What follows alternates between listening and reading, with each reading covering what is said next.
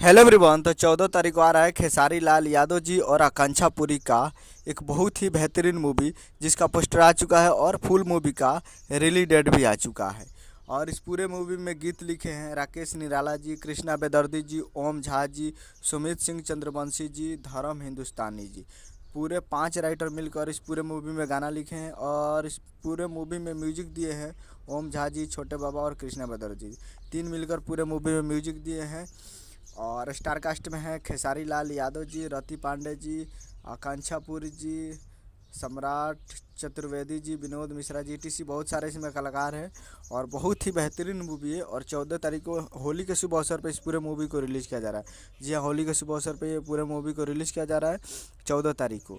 तो आप लोग तैयार रहिएगा 14 मार्च को इस पूरे मूवी को देखने के लिए। और आपके नज़दीकी सिनेमाघरों में इस मूवी को रिलीज़ किया जाएगा। तो आप लोग अपने जहाँ से भी हो अपने नज़दीकी सिनेमाघरों में जाइए और इस पूरे मूवी को देखिए और वॉच कीजिए। बहुत ही बेहतरीन मूवी है और पारिवारिक है।